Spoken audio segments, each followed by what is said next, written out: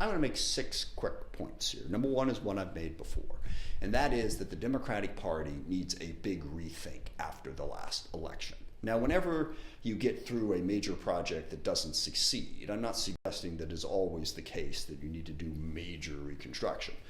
Sorry, I use sports analogies, but at the end of an unsuccessful baseball season where you didn't make the playoffs, maybe you just need to tweak a few things and you'll be fine. Or maybe you need to fire the general manager and the manager and go get a bunch of new players, okay? I think we are closer to the second than the first. So that's point one. We need to make big changes. We can't just say, well, let's just go back to criticizing Trump again and everything will be fine. I think we need big changes. Point two is I believe there are 4 main things that went wrong that we need to work on and fix. And the other 4 points, by the way, are those 4 things. Number one, I've talked about a great deal. The rigid left-wing ideology has forced us into unpopular positions that is really problematic. And it puts us in sort of a catch-22. We will never do enough to keep the left wing of our coalition happy. They will always be upset. We saw this during the last campaign in many swing districts. We had people on the left protesting every single campaign appearance that our candidates did.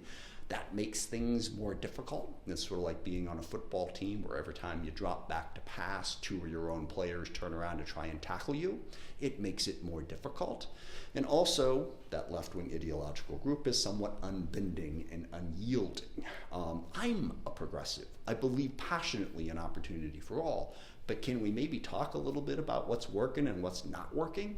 Let's not have such a rigid ideological approach. Problem number 2, the Biden-Harris campaign team wasn't that good, writ large, just gonna say it. When you go back to our previous 2 Democratic presidents, Bill Clinton, Barack Obama, they were really effective campaigners, really effective messengers, and they also built a good campaign and a good organization.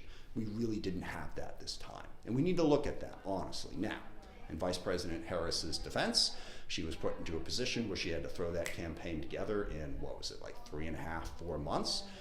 Whatever the reason, we need to look at that as one of the problems that got us in trouble. The third problem is the right, the Republicans, they got a better infrastructure than we do.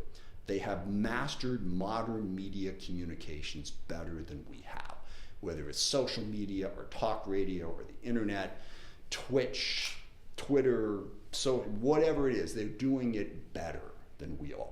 We need to look at that. How can we more consistently deliver a consistent, clear message in the places where people are getting their information? We really need to work on that. The last part that we need to think about is if there's one dominant theme amongst American voters, they are not happy. They are not happy with the establishment. They are not happy with the status quo. They think we need to change things. And Donald Trump had an authentic outsider vibe. He had a way of talking about things that made people think, that's not your typical politician. Basically, he was angry. He was authentically aggrieved. Now, I would never suggest that we recreate the way Donald Trump has done it, but we need to think about that. Too many of our answers and approaches as Democrats seem pre-programmed. We're trying to say the right words in the right way to the right people.